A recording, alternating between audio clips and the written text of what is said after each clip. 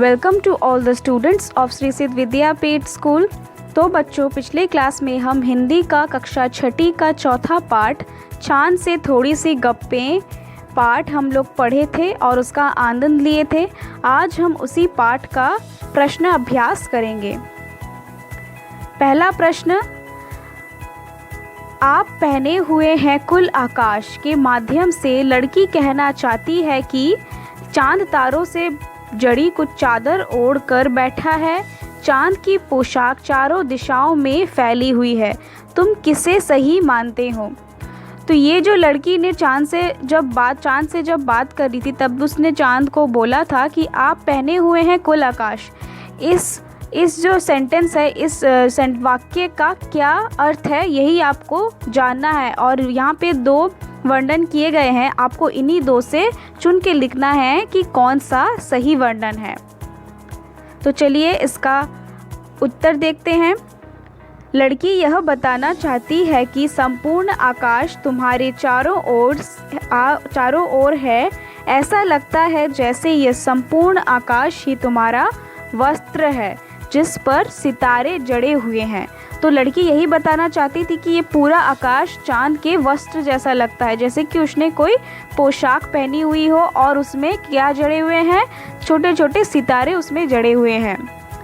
दूसरा प्रश्न, कवि ने चांद से गप्पे किस दिन लगाई होंगी?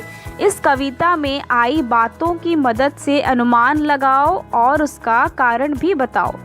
तो कविता में चांद से वो लड़की ने किस दिन गप्पे लड़ाई हुई होंगी, इसका अनुमान हम लोगों को लगाना है और इसका कारण भी हम लोगों को बताना है। तो दिन क्या है?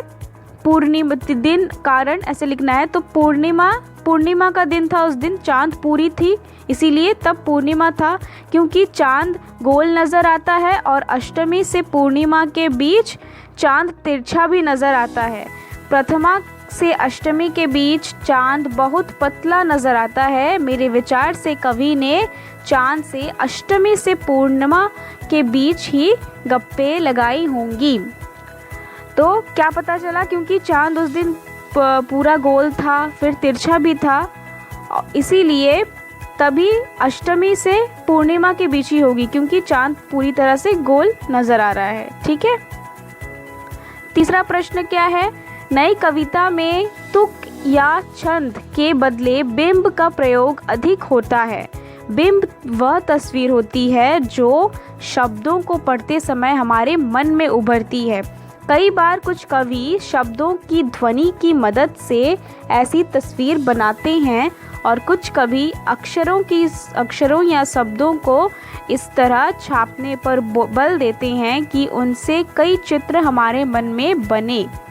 इस कविता के अंतिम हिस्से चांद को एकदम गोल बताने के लिए कवि ने बिल्कुल शब्द अक्षरों के अलग अलग करके लिखे हैं। तुम इस कविता के कौन और किस शब्द से चांद की आकृति देना चाहोगे? ऐसे शब्दों को अपने ढंग से लिखकर दिखाओ। तो हम किस तरीके से चांद को एक आकृति देना चाहेंगे, हम लोग कैसे लिख सकते हैं? जैसे कि चांद क्या है, गोल मटोल है और तिरछा भी है। चलिए अब भाषा की बात करते हैं। पहला प्रश्न क्या है? चांद संज्ञा है। चांदनी रात में चांदनी विशेषण है। नीचे दिए गए विशेषणों को ध्यान से देखो और बताओ कि कौन सा प्रत्यय जुड़ने पर विशेषण बन रहे हैं। तो आपको यहाँ से विशेषण देखना है और यहाँ पे कौन सी प्रत्यय जुड़ रही है जिससे कि ये विशेषण बन रही है। ठीक है। तो यहाँ पे पहला क्या है? गुलाबी पगड़ी, मखमली घास, कीमती गहने, ठंडी रात, जंगली फूल, कश्मीरी भाषा। उत्तर क्या है? यह सभी विशेषण बड़ी ई प्रत्यय जुड़ने से बनी है। तो आप इन सब में एक ही चीज़ क्या देखे होंगे कि सारे विशेषणों के अंत में क्या है?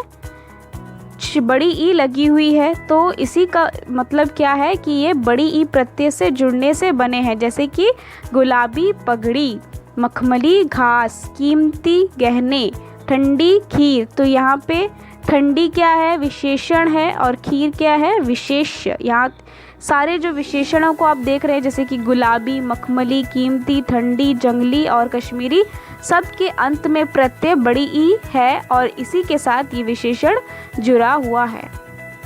दूसरा प्रश्न क्या है?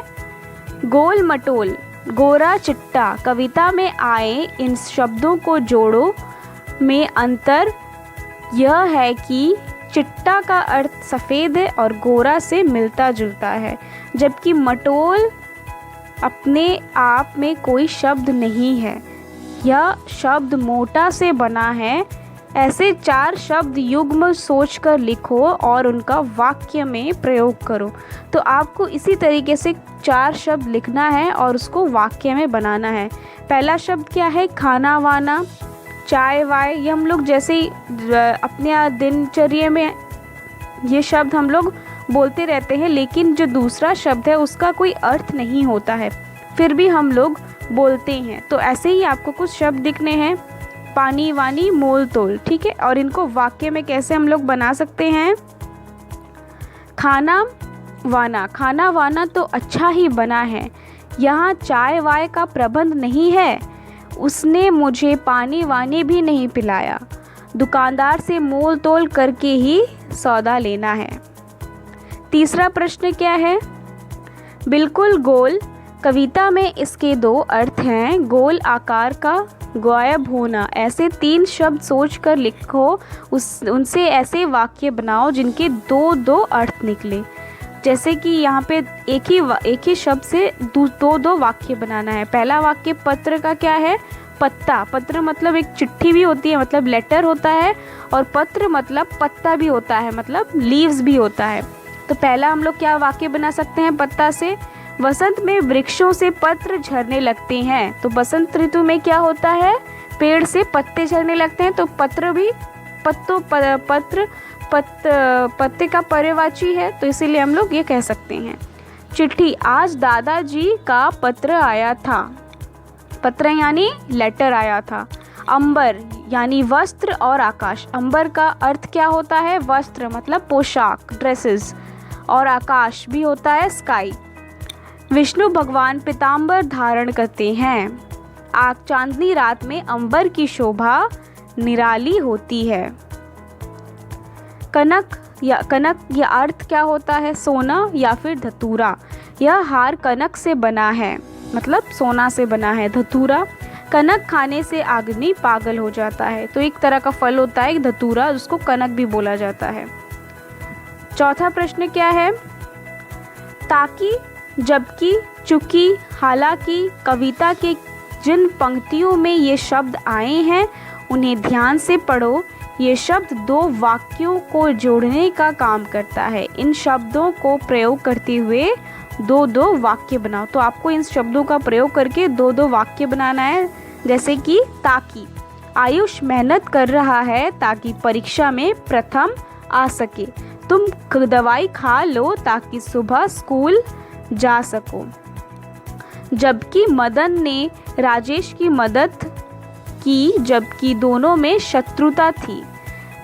राजा भागा हुआ आया जबकि काफ़ी धूप हो रही थी।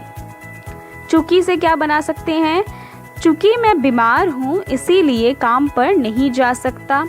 चूंकि उसे विद्यालय जाना था इसीलिए वह जल्दी घर चला गया। हालांकि से क्या वाक्य हो सकते हैं? हालांकि इस साल वर्षा कम हुई परंतु फसल फिर भी अच्छी हुई। हालांकि तुम ठीक कहते हो परंतु लोग नहीं मानते। तो ये सारे थे इस पाठ के प्रश्न अभ्यास जो अभी कंप्लीट हो गया है। आप इस जितने भी सारे प्रश्न अभ्यास हैं इनको अपने कॉपी में अच्छी तरीके से लिख लेंगे और पढ़ के याद भी कर लेंगे। तो बच्चों ये पाठ बहुत ही मज़ेदार था। हम सबको बहुत आनंद आया, बहुत मज़ेदार लगा। हम आपके साथ फिर मिलेंगे दूसरे क्लास में एक नए पाठ के साथ। तब तक आप ये पाठ अच्छे से पढ़िए, प्रश्न उत्तर अच्छे से अपने कॉपी में लिखिए और याद कर लीजिए। धन्यवाद।